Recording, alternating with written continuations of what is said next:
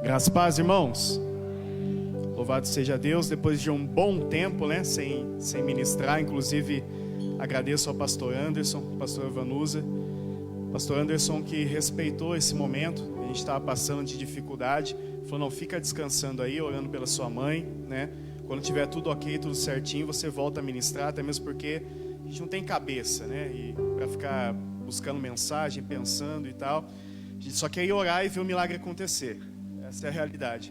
E Deus fez coisas maravilhosas. Eu quero testemunhar, eu preciso testemunhar isso aqui. Então até falei com o pastor Anderson, quando ele me chamou para estar ministrando. Eu vou estar pregando, testemunhando e pregando ao mesmo tempo. Mas eu tenho certeza que o Espírito Santo vai ministrar nos nossos corações a palavra do Senhor. Eu peço que você abra a sua Bíblia no Salmo 133. É um salmo muito conhecido. Salmo 133. Inclusive, numa outra oportunidade, eu vou estar ministrando só especificamente sobre esse salmo, que nesse período todo em que a igreja ficou em união, orando pela minha mãe, Deus ministrou ao meu coração coisas maravilhosas também. Salmo 133 diz assim: ó quão bom e quão suave é que os irmãos vivam em união. É como óleo precioso sobre a cabeça, que desce sobre a barba de Arão, e que desce a orla das suas vestes, como o orvalho de Hermon, e como o que desce sobre os montes de Sião, porque ali o Senhor ordena a bênção e a vida para sempre. Amém. Meus queridos, por volta do dia 25, 26 de setembro, a minha mãe foi a primeira a apresentar os sintomas da Covid-19, Depois eu fiquei sabendo que SARS-CoV-2 é o nome do vírus, e coronavírus é a colônia do vírus, e Covid-19 é a doença que o vírus provoca. Então a gente acaba falando tudo a mesma coisa, Virou sinônimo, mas a doença é a Covid-19. E ela foi acometida, dessa enfermidade. Já foi, logo de início, sintomas muito fortes. Uma dor de garganta ali, um incômodo, Ela ficava já bem cansada também. Foi tudo evoluindo muito rápido. Tanto que do dia 25 para o dia 26, mesmo fazendo um teste rápido e dando negativo, os sintomas não pararam de evoluir. Evoluíram até que dia 3/10 ela precisou ser internada. Na internação a gente já ficou bem atônito, porque foi num sábado pela manhã, onde ela acordou já da pior situação possível. Eu nunca vi a minha mãe naquela situação. É como se puxasse o ar e o ar não vinha. Você vê a pessoa quase que agonizando ali, naquela sofreguidão, e puxando o ar e não vindo, e cansada, não conseguindo fazer nada. Meu pai bateu na porta do meu quarto, a gente já foi preparando as coisas, deu o banho nela e fomos levando ela praticamente carregada lá para a humanitária. E quando chegou lá, já fizeram os exames, já viram que a situação estava realmente bem complicada e fizeram a internação dela. A gente já sabia que ela ia ficar internada naquele dia, porque não tinha outra alternativa. E evoluiu ainda assim muito rápido, mesmo com a internação. Ficou primeiro na enfermaria, só que depois foi evoluindo, até que deu entrada na UTI, sendo entubada no dia 8/10. Dia 8/10 aconteceu a intubação. Internou dia 3/10, dia 8 já aconteceu a intubação. Só que nesse período todo, de tanta rapidez, a gente também orando, clamando, nós temos aqui que agradecer. Eu preciso agradecer em nome da minha família, toda essa igreja. Depois também tantos irmãos fora daqui, mas que unidos no mesmo espírito estiveram orando. Eu preciso agradecer o pastor Anderson, pastor Evanusa, pelo auxílio, por estar conosco sempre, mandando mensagem todos os dias, perguntando como estava, aguentando o nosso desabafo de minutos e minutos de áudio, e ajudando a gente também nessa situação toda.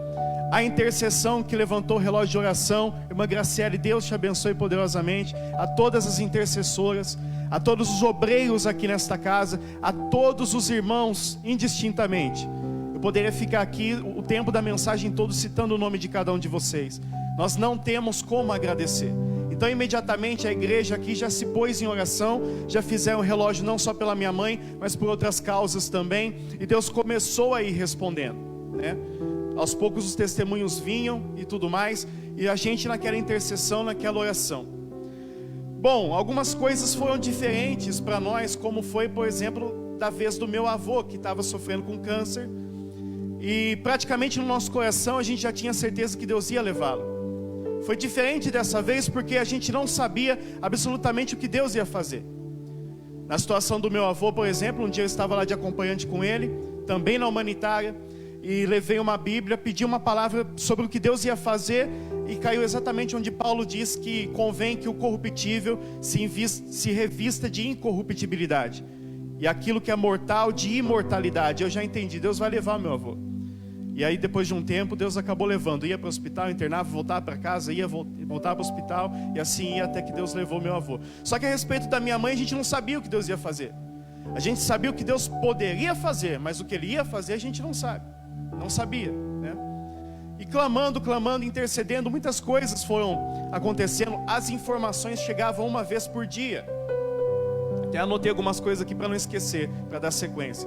As informações chegavam uma vez por dia, de boletim oficial. Então, podia ser de manhã até o final da tarde, quase início da noite. De início a informação foi passada que podia ser entre 1h da tarde até as 19 horas. Mas às vezes eles ligavam de manhã também. E quando ligava de manhã, para a gente era pior, porque a gente só ia ter notícia no outro dia, talvez no final da tarde, passando mais de 24 horas sem notícia. A gente sem saber o que estava acontecendo lá. E a gente já até configurou no celular o toque do telefone lá da humanitária, porque o telefone tocava, a gente já ficava, tinha um mini infarto quando tocava o telefone. A gente não sabia a notícia que a gente ia receber. A questão é que as informações vinham um pouco antes de ela ser entubada, um pouco antes do dia 8. Deus foi ministrando ao nosso coração algumas estratégias de oração. Deus já havia visitado a gente e avisado, melhor colocando, que isso ia acontecer. Não especificamente que minha mãe ia passar por tudo isso, mas que uma grande luta ia se levantar. 2 sonhos estão envolvidos nessa história, um que eu tive e outro que uma pessoa muito amada, querida minha, teve comigo, que se chama Jéssica, que vai estar assistindo também com a sua família esse testemunho. O sonho que eu tive é que um grande prédio empresarial desabava sobre muitas pessoas. E esse prédio parecia o pátio office, por exemplo, lá do shopping. Era mais ou menos parecido com aquilo. Ele desabava sobre muitas pessoas e matava muita gente. E eu estava lá embaixo. Só que quando eu saía dos escombros, eu olhava e não tinha nenhum arranhão. E eu não entendi aquele sonho de início. Eu não lembro se meu pai e minha mãe estavam no sonho, mas a nitidez de que eu estava e o que aconteceu comigo ainda é bem clara na minha mente. E eu até contei isso em casa. A gente achou que fosse alguma coisa relacionada à nossa empresa, algo desse tipo, já que parecia um prédio empresarial. E o sonho que essa pessoa teve comigo, a Jéssica, foi que nós estávamos num grande mar e no mesmo barco. E eu estava fazendo alguma coisa, olhando para o chão dali do barco e tudo. E eu olhava para ela e dizia assim: olha, vai se levantar uma grande luta contra a nossa vida. Uma grande batalha está chegando e a gente precisa estar preparado para isso. E eu dizia para ela: por favor, não me deixe esquecer do meu capacete, não me deixe esquecer da minha espada e não me deixe esquecer do meu escudo, porque essa batalha vai vir, vai ser grande e a gente vai precisar estar preparado para guerrear. E eu não sabia o que era, não entendi ali naquele momento. O pastor tem alguns projetos de evangelismo, tinha comunicado a gente, e eu pensei que fosse algo relacionado à obra, porque a gente lida com evangelismo, consequentemente vai lidar com batalha espiritual, não tem como. Eu pensei nisso, mas eu não imaginava que seria isso que viria a acontecer. E eu ainda dizia no sonho: algumas pessoas vão ser norteadas pelo que eu vou dizer. Eu preciso estar forte, eu preciso estar preparado para isso, porque essa batalha vai se levantar e vai chegar. Eu não estava lembrando do sonho até então, né? Nas poucas vezes antes da intubação, como eu disse, preciso voltar um pouquinho antes da intubação, que eu consegui falar com a minha mãe falava praticamente sempre a mesma coisa: filho, ora por mim, como você orou no dia que eu fui batizada com o Espírito Santo. Eu não sei se algumas pessoas sabem ou não, até um determinado período, até um determinado momento, a minha mãe não havia sido batizada com o Espírito Santo. É nítida a presença do Espírito Santo na vida da minha mãe, mas alguns ensinamentos de algumas igrejas pentecostais um pouco mais antigas diziam que se você não falasse em línguas estranhas, você não tinha o Espírito Santo na vida, né? Então, o que é uma grande tolice.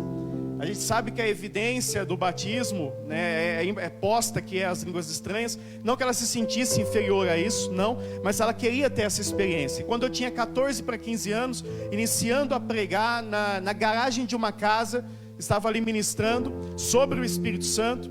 eu chamei à frente pessoas que queriam ter experiências ao batismo com o Espírito Santo, e minha mãe foi lá. Eu lembro que eu desci ali do altar, coloquei as mãos na cabeça dela, fiz um carinho no cabelo dela e falei assim: Deus, se o Senhor é na minha vida, batiza minha mãe com o Espírito Santo agora. Eu terminei essa oração e saí. Quando eu volto, ela estava lá chorando e falando em línguas estranhas. Ela foi batizada com o Espírito Santo naquele dia. E ela falava: filho, faz essa oração como você fez naquele dia. E eu aguardando o momento certo e o impulsionar do Espírito Santo para fazer esse tipo de oração. E a aflição das informações, porque do dia 3 ao dia 8, 5 dias de notícias de piora, uma atrás da outra. Você não tinha melhora nenhuma. Ficou muito cansada, precisou de um catéter de alto fluxo. Ficou muito cansada, precisou de uma máscara maior. Ficou muito cansada, vai precisar entubar. E não teve como. A intubação é o que a gente mais temia, porque a gente sabe que depois da intubação, para piorar é só morte, não tem mais outro estágio. Piorou na intubação é morte, não tem outro estágio.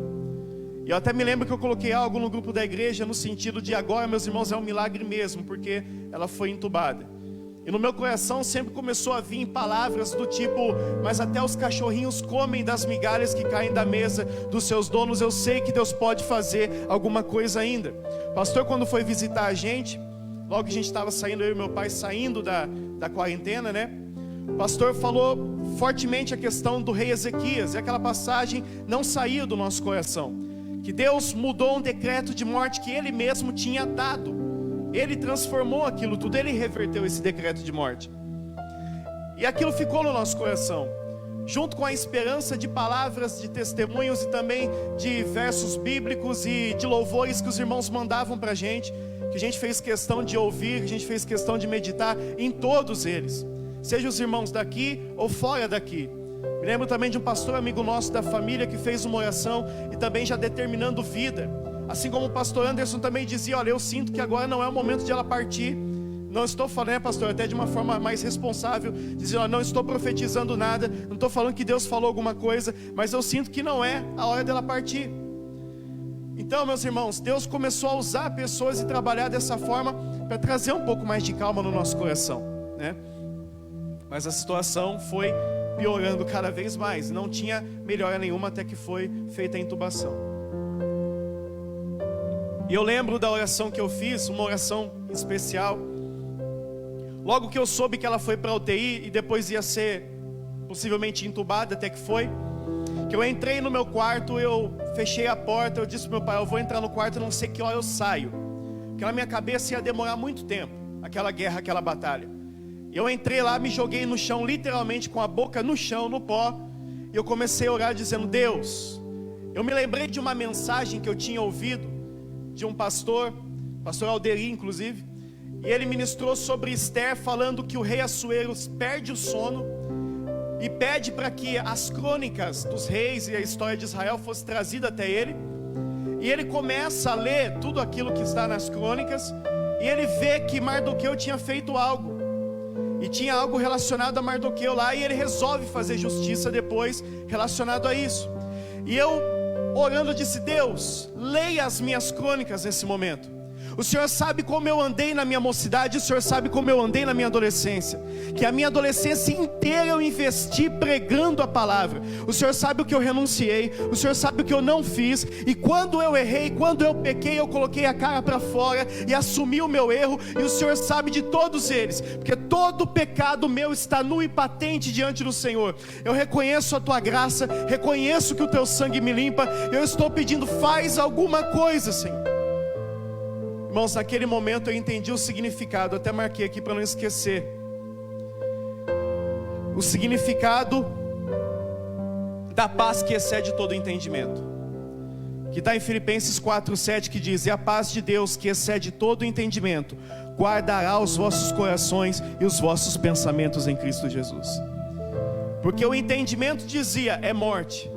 Porque o entendimento dizia: está piorando cada vez mais. Porque o entendimento dizia: pessoas ricas com muito dinheiro estão morrendo, não vai resistir. E de repente, irmãos, parece que Deus soprou com o vento a brisa suave do Espírito. Ele entrou naquele quarto. É como se Deus tivesse me pegado no colo. E de repente eu comecei a sentir uma paz, uma alegria, uma tranquilidade, e as lágrimas se transformaram em risos. Você acredita nisso? Eu ria, e eu sem saber o porquê, eu disse: Deus, minha mãe está quase morrendo, a oração que eu estou fazendo aqui é uma oração sabendo que ela pode morrer a qualquer momento, e porque eu estou sorrindo assim, porque eu estou sentindo essa alegria? Era a paz que excede todo entendimento entrando na situação, entrando naquele quarto. E eu tive então a segurança de que estava na mão de Deus o que fosse acontecer. Eu só ainda não sabia o que ia acontecer. Que Deus podia transformar a morte em vida, nós sabemos. Se Ele queria fazer isso, nós não sabemos. E muitas palavras foram brotando no meu coração. Por exemplo, Isaías 37, onde o próprio rei Ezequias, que nós mencionamos aqui, eu mencionei, o pastor mencionou. No capítulo 37 de Isaías, o rei Ezequias recebe uma ameaça de Senaqueribe, rei da Síria. E Senaqueribe estava destruindo tudo, invadindo tudo e fazendo o que ele quisesse. E a mensagem de Senaqueribe para Ezequias é: eu entrei onde eu quis, eu matei quem eu quis, e o Deus dos povos que eu entrei não pôde fazer nada. O Deus de Israel não vai poder fazer nada, vocês não vão poder fazer nada, e eu vou matar vocês também. Eu disse: Deus, não é o rei Senaqueribe que está contra nós, mas é o coronavírus que entrou em muitas casas e matou. É o coronavírus que entrou em muitas casas e destruiu famílias. É o coronavírus que, independente da religião da pessoa, ceifou muitas vidas. Não é o rei Senaqueribe, mas é como se fosse uma afronta ao teu nome também, porque eu sei que o Senhor pode curar minha mãe. Basta uma palavra do Senhor, o Senhor tira ela de lá. E a resposta do rei para o rei Ezequias, o profeta Isaías foi lá e disse: despreza e zomba do teu inimigo enquanto ele foge, porque eu vou colocar um anzol no nariz dele, vou fazer voltar por onde veio, e ele não vai atirar uma flecha sequer contra você. Eu ficava com aquilo no coração, falei assim: Deus, mas é isso que o Senhor vai fazer? Será que é isso mesmo que vai acontecer? E direto, todos os dias praticamente, essa mensagem no coração. A minha irmã, que congrega lá na Assembleia do Belém, lá na sede, ela ouvia também palavras, pregações lá, ela mandava para a gente, falava o que tinha sido pregado, e num dos textos, inclusive, foi relacionado a esse sentido de palavra, de mensagens de ataque, de resposta de Deus, e que Deus ia fazer alguma coisa. E lá em casa a gente já estava revezando em dar força um para o outro, porque uma hora eu explodia, outra hora meu pai explodia, não aguentava, e outra hora minha irmã, que de longe acompanhava a gente, porque a gente infectado também, ela não podia entrar em casa. E como dava, a gente revezava em dar força um para o outro. Mas foi uma situação bem terrível, bem complicada para nós. Depois, para dar prosseguimento aqui, falei de Crônicas em Esther 6, que fugiu o sono do rei, ele leu o livro das Crônicas e fez justiça. Até que a intubação, meus irmãos, durou aproximadamente 16 dias de intubação. Pelo menos uns 10 dias desses 16, a minha mãe ficou entre a vida e a morte.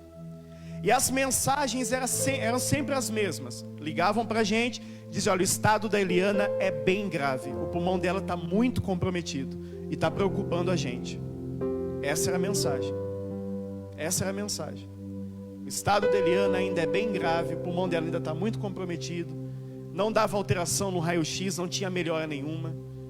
E a gente, por pelo menos uns 10 dias desses 16, recebendo a mesma notícia. Isso cansa. Isso cansa muito, esgota física, mentalmente, emocionalmente. E eu me lembro de pessoas me auxiliando, dando ajuda, casais de amigos, pessoas próximas à nossa família, irmãos queridos também em Cristo, dando auxílio, ajuda. E até, como mencionei, a Jéssica, que teve um sonho comigo, ela foi também uma das pessoas que mais me deu apoio e ajuda, porque um dia eu disse para ela: olha, eu não aguento mais orar, eu não consigo, eu não tenho força mais para orar. O clamor que eu tinha que fazer, eu fiz. E eu não consigo mais orar, eu não tenho mais força para dobrar o joelho e orar. Nem chorar eu consigo mais, nem lágrima mais eu tenho. E ela foi uma das pessoas, e também uma das mais importantes, que disse: mas eu oro por você, eu luto por você, e eu vou jejuar no seu lugar. E fez isso. E chorava comigo, e orava comigo, e jejuava comigo, como muitos outros irmãos oravam, choravam e jejuavam com a gente. E o relógio de oração daquela igreja não parava. e revezava os irmãos em oração, os irmãos unidos também mandando mensagem, chorando, mandando mensagem também clamando, buscando, nossos pastores, as intercessoras, os obreiros, todo mundo dessa igreja também orando e buscando, pessoas de fora, de longe, pessoas da Inglaterra orando, pessoas daqui da capital de São Paulo orando, e pessoas de longe. Pastor Wagner, por exemplo, Wagner Josino da Silva, do Parque São Lucas em São Paulo, daquele setor, orando pela nossa família, foi fazer troca de obreiro, troca de pastor, ele falou, na troca a gente orou pela irmã Eliana. Tanta gente orando, muita gente orando, foi um grande mover, um grande levantar de Deus. Eu aprendi uma das maiores lições na minha vida, guarde isso no seu coração: não há nenhuma situação que não possa ser mudada quando a igreja se une em oração. Tudo pode ser mudado quando a igreja se une em oração. Um Pedro é liberto da prisão quando a igreja se une em oração. A igreja está orando para Deus libertar Pedro, e Pedro está batendo na porta do lado de fora. Já estou aqui. Tudo pode mudar quando a igreja se une em oração. 16 dias de intubação. Eu lembro que as coisas começaram a mudar num domingo, começando aqui na igreja pela manhã. Eu já termino. Um domingo de manhã aqui, acho que foi quando o senhor ministrou sobre a reconstrução, se eu não me engano. O pastor Anderson estava ministrando sobre a reconstrução. Eu tinha sentido no meu coração, mas eu não tinha comunicado ao pastor, não tinha falado nada. Se de repente a gente fizesse um clamor coletivo aqui presencial no culto, Deus poderia visitar minha mãe na UTI, as notícias poderiam começar a mudar, a melhorar, alguma coisa poderia acontecer. Eu estou pulando ainda muitos detalhes, tinha muita coisa ainda para falar, mas num domingo de manhã, o pastor sentiu no coração, os irmãos estavam aqui, ajoelharam-se, eu e meu pai lá em casa, a gente se ajoelhou também, e nós oramos, e eu lembro das palavras do pastor Anderson dizendo para Deus entrar naquele quarto de UTI, visitar naquele quarto de UTI, mudar a sorte, fazer alguma coisa lá, entrar ali naquele local. E a gente sentiu muito a graça, a misericórdia, a presença do Espírito Santo ali. A partir daquele momento alguma coisa começou a mudar. Mas a batalha espiritual era muito grande, porque quando a gente recebia notícias, às vezes eram notícias pela metade, às vezes eram notícias mais superficiais, às vezes eram notícias completas e piores. Então é uma batalha espiritual, porque de um lado Deus dando suporte e dizendo eu estou no negócio, do outro lado as notícias só piorando. Eu me lembrei de uma mensagem que eu preguei aqui sobre Paulo, o naufrágio do navio. Eu lembro muito bem que eu disse que quem é que nunca se sentiu assim? Deus no domingo à noite fala no culto que tudo vai ficar bem, na segunda de manhã está tudo pior. Porque Deus disse para Paulo, olha, fica tranquilo, eu estou no negócio. O navio se despedaça, arrebenta tudo. Ele fala, mas eu vou preservar as pessoas, mas o navio está indo embora. Eu não sabia o que Deus ia fazer, eu sei que Deus falava, mas as coisas ficavam piores. Tanto é que eu lembro que num momento, muitos versículos vinham à mente. Aquele versículo de Marcos, capítulo 9, onde o pai chega para Jesus e fala assim, olha, os teus discípulos não puderam expulsar o demônio do meu filho. Eu sei que no caso da minha mãe não tinha nada a ver com batalha espiritual nesse sentido. Não era demônio que estava ali, era um vírus maldito, mas não era um demônio. Ele disse, olha, eu lancei já meu filho no fogo, lancei na água, ninguém consegue fazer nada. Se tu podes, faz alguma coisa, cura o meu filho. E aí Jesus diz, se tu podes, tudo é possível ao que crê. Não é se eu posso, é se você crê. E eu comecei a orar, eu pegava o carro muitas vezes, ia lá na frente da humanitária, e com a Bíblia aberta eu lia alguns textos que Deus tinha me trazido ao coração, na portaria onde minha mãe entrou. Depois eu dava a volta e fazia oração na portaria onde ela ia sair. E foi assim várias vezes eu orando, e também uma outra amiga da nossa família, a pastora Nelice, esposa do pastor Edilson, também ia lá, revezava a gente lá orando, e ela também estendia as mãos e orava, dava voltas naquele hospital e orava também. E eu orando esse texto disse, Senhor, não é se o Senhor pode, é se eu creio. E eu creio que o Senhor pode, mas ainda que exista dúvida aqui de alguma coisa, eu faço igual o pai desse menino, Senhor, então ajuda na minha incredulidade. Mas eu sei que se o Senhor quiser, basta uma palavra, o Senhor muda tudo isso aqui. Então num dia cansado, naquele mesmo domingo, aí a médica ligou pra gente, E foi uma médica que trouxe tranquilidade, que trouxe calma no nosso coração. Aí, apesar da notícia não ser tão boa por um lado, porque minha mãe já tinha desenvolvido um quadro de anemia naquele domingo, e a gente não sabia disso. Então, além da intubação, além da anemia, tinha toda aquela questão de recuperação, do organismo reagir. Só que Deus usou aquela médica, que se chama Amanda, para trocar os antibióticos. Ela disse: eu vou colocar 2 antibióticos mais fortes ainda, e a gente vai ver como sua mãe vai reagir. Deus começou a agir na medicina, Deus começou a agir no âmbito espiritual, Deus começou a movimentar tudo. E a partir daquele dia, ouvindo essa notícia de anemia e tudo, eu fui fazer a oração que minha mãe tinha pedido. Foi à tarde que a médica ligou, ela acabou de ligar, eu peguei minha Bíblia, fui lá na frente da humanitária de novo e abri no texto de Juízes, onde Deus chama Gideão. Eu disse: Deus, eu estou aqui igual Gideão, mas não é reclamando. Eu estou aqui igual Gideão, mas não é desdenhando e nem desafiando o Senhor. Mas se o Senhor é na nossa vida, por que isso? Porque eu não sabia o que Deus ia fazer. Uma coisa é quando Deus fala que vai recolher, e Ele traz a consolação pelo Espírito Santo, e você, mesmo sabendo que vai recolher, sabe que vai estar num lugar muito melhor, infinitamente melhor do que esse.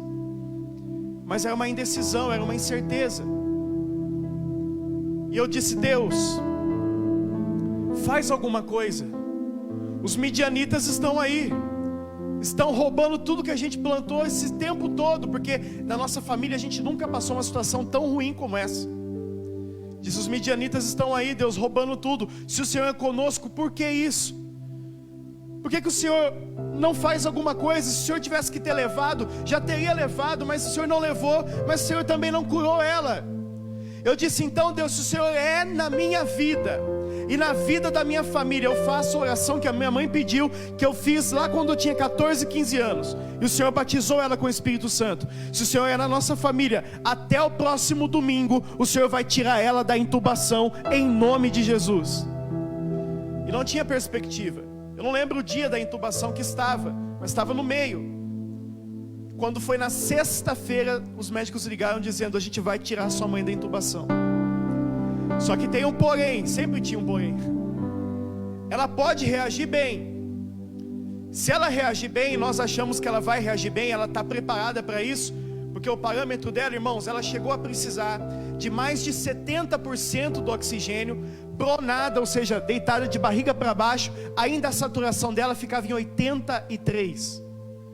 Com 70% do oxigênio, pronada, 83% de saturação. Abaixo de 94 já preocupa, você imagina 83. É de 94 para cima. Abaixo já o risco, 93 já tem gente sendo internada. Ela está com 10 a menos, com a intubação e pronada. Nada melhorava, não adiantava. E aí o médico disse: porém, agora ela está precisando de 40, um pouco menos.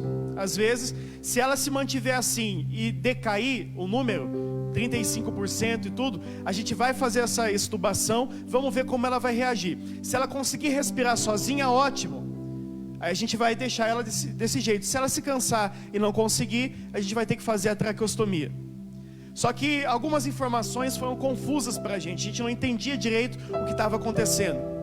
Até que chegou um dia, os irmãos lembram, a gente estava aqui, eu e meu pai, a gente saiu correndo no culto, um domingo de manhã, né? Deixei a transmissão aqui, falei com os pastores, fui para lá, porque tinham ligado para a gente com a seguinte notícia: vocês precisam vir aqui. O senhor tem quantos filhos? Tenho meu filho e minha filha.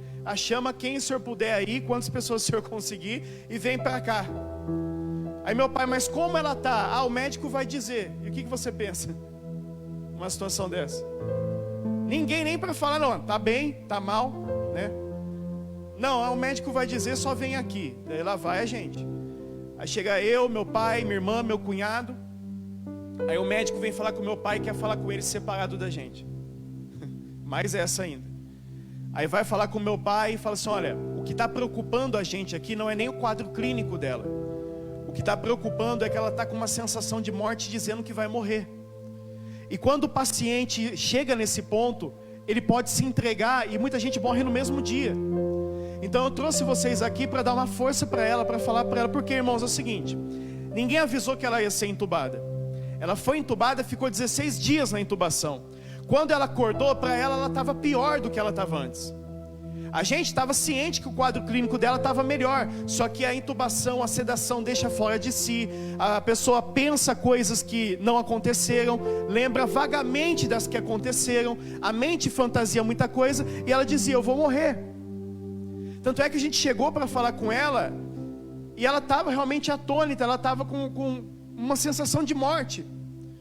A gente dizia: não, mãe, você não vai morrer, as coisas estão melhorando, está tudo bem. Mas para ela não estava tudo bem, porque ela lembra de alguns flashes de, por exemplo, na porta do quarto tem aquela janela onde os enfermeiros passam, os médicos passam e vê o que está acontecendo lá dentro. E ela viu já 2 médicos conversando, olhando para ela e balançando a cabeça assim, por conta da situação que ela estava. Ela viu um senhor do lado dela falecer no mesmo quarto. Então a sensação de morte, a batalha espiritual era muito grande. E quando ela acorda sem aqueles aparatos todos e tudo. Ela disse: me deixaram aqui para morrer. Lembrança também do meu avô, que nos últimos momentos já não davam mais remédio, já não faziam mais nada, porque a morte era certa, ia só prolongar o sofrimento dele. Então na mente dela veio a mesma coisa: eu vou morrer, não vai ter jeito. Irmãos, aí ela foi reentubada. Domingo de manhã a gente foi lá fazer a visita.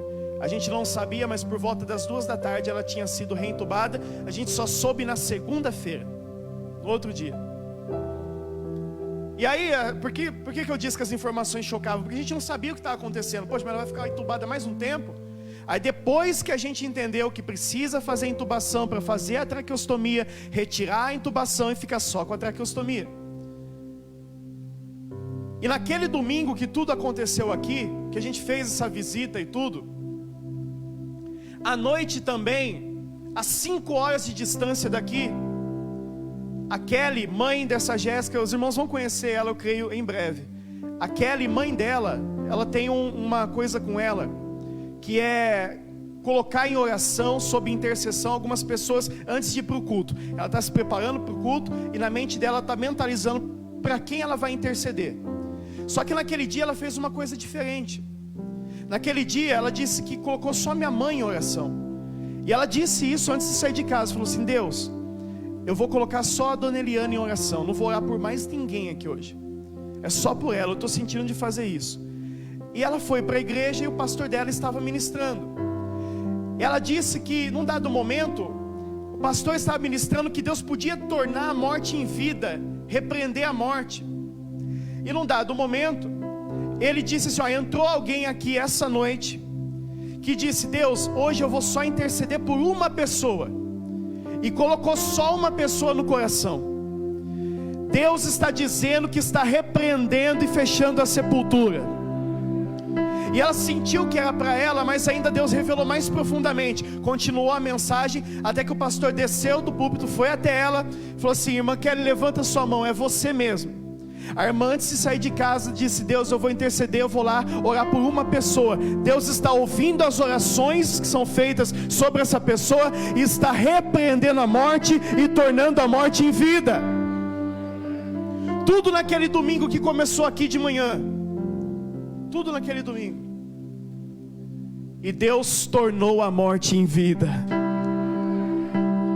Deus tornou a morte em vida. Não há nada que não possa mudar, não existe coisa alguma que não possa ser mudada quando a igreja se une em oração. Deus tornou a morte em vida.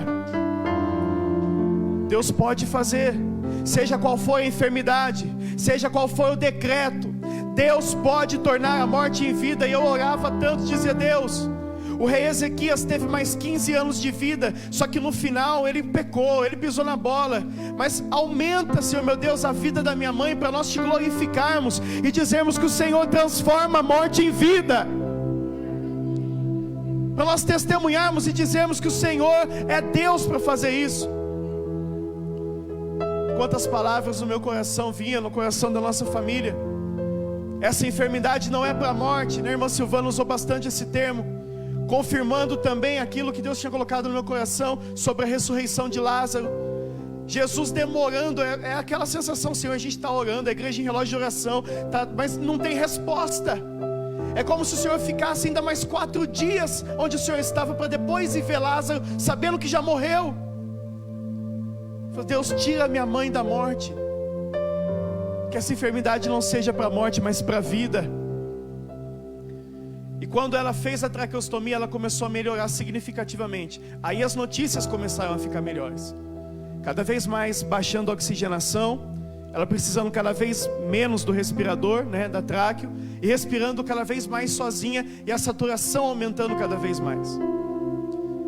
Então as notícias começaram a melhorar, até que um dia, se não me engano, foi numa quarta ou quinta, não me lembro ao certo, eu estava indo com meu pai no retorno dele, porque ele estava sendo acompanhado, não ficou internado por pouco, quase precisou também, mas foi cuidado pelos médicos e tudo. Ele já estava com 25% do pulmão comprometido. Minha mãe tinha dado entrada com mais de 50% do pulmão comprometido. E do meu pai extremamente silencioso. Esse é o problema, porque esse vírus causa coisas silenciosas, e você não tem que ficar muito atento ali, tem que correr mesmo. Então a gente foi no retorno, até que eu estava ouvindo aquele louvor da Mara Lima, cantora muito antiga, mas o louvor não é tão antigo assim, Daniel, da Mara Lima. Até que chegou naquela parte assim, que diz: e aí, Daniel, o que você vai fazer? Ele diz: eu também não sei, o jeito é só orar. E aí o refrão diz: mas se eu orar, o céu vai mover. Se eu orar, Deus vai responder. Eu estava ouvindo aquele louvor, de repente eu fui tomado no carro pela presença do Espírito Santo. Eu comecei a me alegrar, a falar em línguas estranhas, sem me importar com quem estava na rua, passando do lado, todo mundo olhando e chorando de soluçar. E eu levantava as minhas mãos e dizia: para minha mãe é vida, é vida, é vida. E a gente parou na frente daquela humanitária, ela ainda estava internada lá. Eu estendi as minhas mãos e dizia: Eliana, sai para fora em nome de Jesus. Para você é vida, para a glória do nome do Senhor. E eu me alegrava, eu sorria, eu falava em línguas estranhas, eu não conseguia me conter. Meu pai desceu, foi para a consulta, eu tive que ficar no carro, ainda me recompondo, incontrolável, sem conseguir parar. Deus me tomou de uma forma que poucas vezes me tomou na vida. E eu sentindo a graça, a misericórdia dele, e aquela paz de novo que excede todo o entendimento, de que Deus é poderoso para tornar a morte em vida, e Deus já tinha dado a vitória. E no meu coração, os pastores sabem da minha história perfeitamente, até dos meus erros. Muitos irmãos também sabem dos meus fracassos, erros da minha história toda ministerial. Mas no meu coração, muita coisa eu sentia indigno depois de tudo. Diante de muita coisa ministerialmente falando, e da unção que ainda está sobre a minha vida, eu me sinto culpado e indigno de muitas coisas ainda, que se eu pudesse eu mudaria, não teria feito. E quando eu fiz aquela oração naquele domingo à tarde, dizendo: Deus, se o Senhor é na nossa família, tira minha mãe da intubação, eu faço a oração que ela está pedindo, muita coisa começou a mudar dentro de mim também. E naquele dia, quando eu consegui subir a rampa ali da humanitária, coloquei os meus braços no parapeito ali, a voz do Espírito Santo disse: nunca duvide que eu sou na sua vida.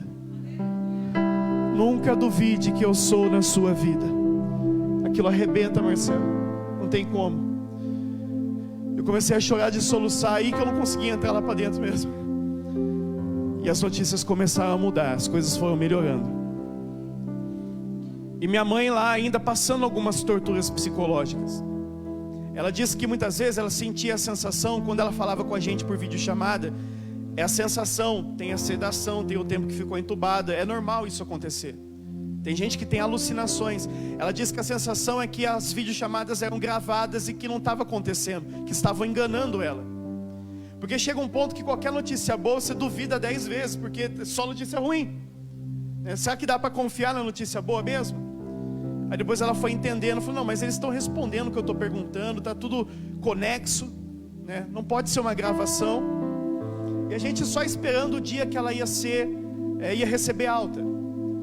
Até que chegou numa semana que a ligação do médico foi: olha, a gente ia dar alta para ela hoje, só que no exame de urina e de sangue foi encontrada uma bactéria que é uma hiperbactéria, uma bactéria muito forte.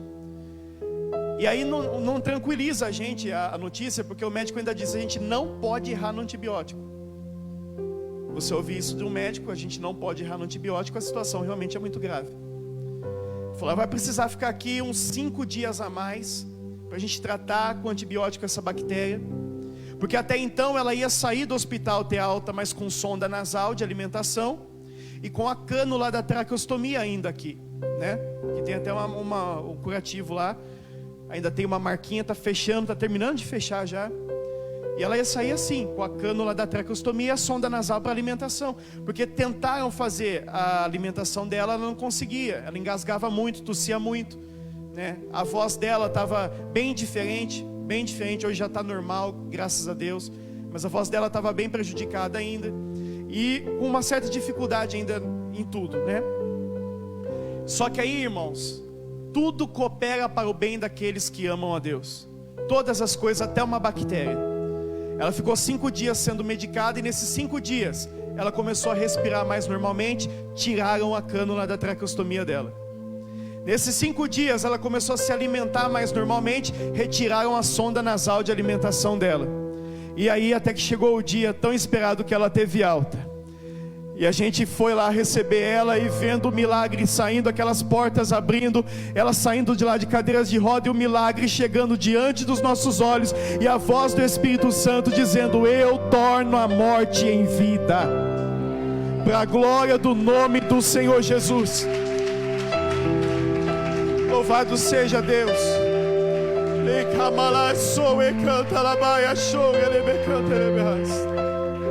Tem paz para você que excede todo entendimento, querido. Eu não sei a tua luta, eu não sei a situação que você se encontra, eu não sei o que você pela internet tem passado, mas tem paz que excede todo entendimento para a tua vida.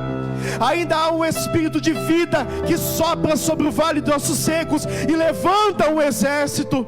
Ainda há restauração, ainda há aquele que disse: eu sou a ressurreição e a vida, quem crê em mim, ainda que esteja morto, viverá. Ainda há poder no nome de Jesus, ainda há poder na oração, ainda há poder em joelhos dobrados da igreja. Seja a causa, seja o motivo, seja a enfermidade, Deus pode mudar tudo através da oração da igreja.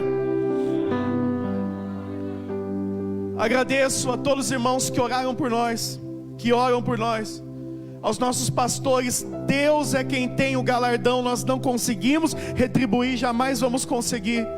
Aos obreiros da casa do Senhor, essa igreja amada, irmãos queridos, incansáveis em orar e perguntar como minha mãe estava. Que Deus abençoe a todos. Nós nunca vamos esquecer de vocês, de mensagens, de palavras, de louvores. Há irmãos fora daqui também, que eu poderia citar aqui várias denominações que estavam orando.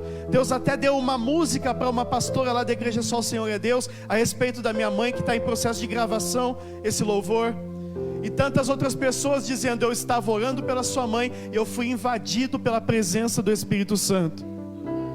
Porque Deus transforma a morte em vida. E aqui está o testemunho e o milagre para a glória do nome do Senhor Jesus. Louvado seja Deus.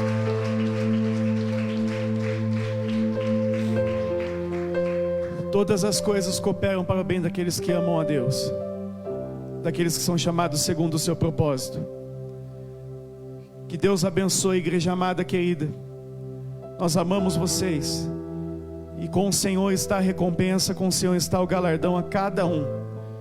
E vão seguindo crendo e firmes de que Deus é poderoso para fazer muito mais abundantemente além do que pedimos, pensamos ou imaginamos.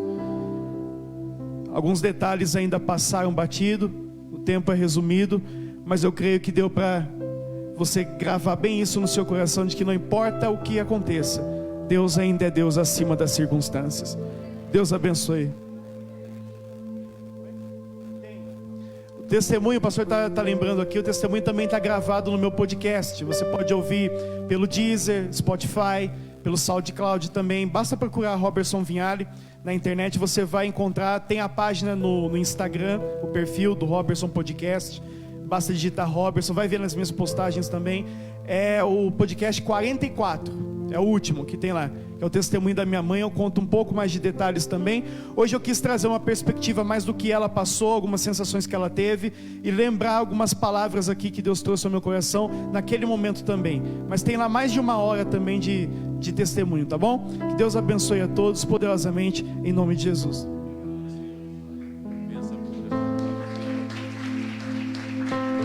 Glória a Deus.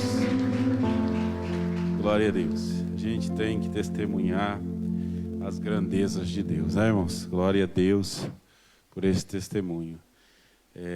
Esse culto que o presbítero Robson citou aqui, tinha 20 pessoas aqui na igreja. A igreja estava vazia, mas a glória de Deus encheu o lugar. Eu lembro, os irmãos estavam bem lá no fundo, Denival estava, Mateus, as irmãs da intercessão, quase todas, irmã Andréia, não vou lembrar todo mundo, me perdoa. Mas já antes do culto começar, enquanto os irmãos oravam ali, irmã Graciele também estava, Cássio também, a gente já estava sentindo uma atmosfera diferente, como Deus ensina a gente, né, irmãos? Nós passamos os últimos 3 anos, que eu me lembro, 17, 18, 19, com a igreja sempre lotada de domingo, lotada, tendo que pôr cadeira, aquela multidão, aquele monte de criança, aquele alvoroço, né? E a pandemia veio, e a gente teve que manter a igreja fechada, e depois que a igreja reabriu, veio essa congruência de várias pessoas com Covid, e o povo sumiu, né? E dou glória a Deus por você estar aqui, e a grande maioria voltou, mas há uns que não regressaram, mas eu só estou comentando isso, porque nós aprendemos lições nessa pandemia. Essa pandemia deixou lições extraordinárias, e uma delas foi aquele culto, com a igreja vazia. Mas a glória de Deus que se manifestou aqui, eu acho que nunca houve um culto como aquele. Fantástico. Marcou a nossa história. E graças a Deus começou essa mudança, né? Esse milagre. Coisa linda de Deus. E nós estamos gratos a Deus por isso. Vamos estar encerrando. E a irmã Eliana, não sei se vocês já falaram para ela, né? Que Deus usou ela, né? Tem alguém aí que quer ser usado por Deus assim? Eu não quero, não. Que a gente fica, usa-me, Senhor, né? E essa ida da irmã Eliane lá para a UTI, isso aí foi, Deus estava usando ela. Não sei se ela sabe, mas avivou muita gente.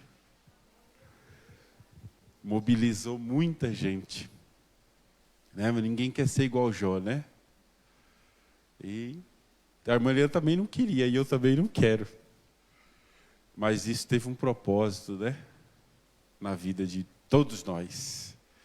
Então, graças a Deus, ela venceu, está saindo, não só ela, eu louvo a Deus pela vida de todos que se recuperaram. Mas ela que sofreu mais, né? Mas isso tudo nos ensinou lições. E nós aprendemos, e quer dizer, foi usada por Deus, né? E glória a Deus por isso. Queridos, vamos colocar em pé em nome de Jesus. Obrigado pela presença de todos vocês. Meus irmãos, uma família que pediu ceia, nossos queridos, eu fiquei feliz pela preocupação deles com a ceia. Nosso irmão está trabalhando de domingo cedo e não pôde vir tomar ceia, ele pediu, né, a ceia. Isso me deixou muito feliz, muito satisfeito, porque mostrou que se importa com a ceia do Senhor. E aproveitando esse ensejo, eu quero perguntar, avisar, aliás, não precisa responder, se mais alguém não pôde vir tomar ceia domingo passado, e quiser tomar ceia agora, nós vamos estar servindo aqui a ceia, logo após o término do culto. Vem aqui nas primeiras poltronas, sente-se aqui, nós vamos estar servindo a ceia. Nós não falamos nada, porque como está mais flexibilizados, esperávamos que todos estivessem aqui na ceia, né? Mas nosso irmão está trabalhando, Por isso não serviu ceia na quarta. Inclusive quero agradecer ao evangelista Luiz, que nos ajudou. Nossa irmã Lília, que esteve aqui limpando a igreja, né? Todos que estiveram cooperando, o grupo de louvor. Então, por isso não serviu ceia na quarta. Mas nosso irmão pediu, então tem que ser assim. Às vezes, quando houver motivo de enfermidade ou de trabalho, os irmãos nos avisam que o nosso maior prazer está fazendo isso. Eu até falei que levava na casa, se fosse preciso, né? Então, os irmãos avisam e a gente estará servindo, né? Os irmãos com muito carinho. Então, quem não veio domingo, quiser tomar ceia, fique aqui, em nome de Jesus, tá bom? Vamos agradecer a Deus por esse culto e por esse testemunho maravilhoso. Ouça lá com mais detalhes, tá bom? E dia 31, nós regressamos aqui para estarmos tendo esse ato profético. Você vê, ato profético, há uma diferença entre misticismo e religiosidade, mas há atos de fé. Essa questão de ir no hospital, dar a volta no hospital, orar onde entrou, orar na saída. Alguma vez isso é loucura, isso não é loucura, isso é a fé em exercício, né? Isso são atos, eu encaro o culto da virada assim. Então é a fé em exercício. É que nem a irmã Mariazinha, que foi para a campanha de oração no monte, a campanha era para chover, e ela foi com o guarda-chuva, gente. E todo mundo ficou rindo dela. Essa irmã é uma doida. Ora, se eu estou orando para chover, irmão, o guarda-chuva é um ato profético, já subindo o monte, preparada para a chuva chegar. Oh, rabacadaramahai. Crente, irmão, é tudo doido. E é esses doidos que Deus usa. É assim que a gente vê milagres. É assim que a gente vive o sobrenatural. Então, quando Jesus pedir para você fazer umas doiduras, faça. Vai para cima. Porque você vai ter experiências extraordinárias com Jesus. Aleluia. Vamos orar? Que Deus te abençoe. Vá na paz do Senhor. Obrigado, Deus, por esse testemunho. Pai amado, em nome de Jesus, te agradecemos, Senhor, por estarmos aqui na tua casa essa manhã, pela vida do teu povo, Senhor, essas pessoas preciosas que estiveram aqui, Senhor, e já estão partindo. Eu declaro sobre eles uma semana de vitória, Senhor. Te agradecemos, Senhor, que esse Natal seja um Natal abençoado, Senhor amado, em família, Senhor amado, em nome de Jesus. Obrigado por esse testemunho, obrigado por o Senhor fez na vida da sua filha e nos demais todos, Senhor, que venceram este vírus, Senhor. Pai, dá vitória completa a obra na vida da tua serva, Senhor. Senhor, Ebacalamachaia, a tua igreja, Senhor, está nas suas mãos, está debaixo do teu controle e da tua cobertura. Senhor, traz-nos de volta reunidos, e enquanto não chega o dia da virada, Senhor, conserva cada um na tua presença, debaixo da sua graça, dando a sua bênção e a sua prosperidade. Senhor, te agradecemos por esse culto, pelos louvores, Senhor, por tudo que nós pudemos te oferecer nessa manhã. E assim nós pedimos, despede o teu povo debaixo da tua paz. Que a graça de nosso Senhor e Salvador Jesus Cristo, que o amor de Deus Pai e que a consolação do Espírito Santo seja sobre todos nós. E todo o povo de Deus diga amém. Vale um glória a Deus. Glória a Deus. Deus abençoe. Obrigado a todos.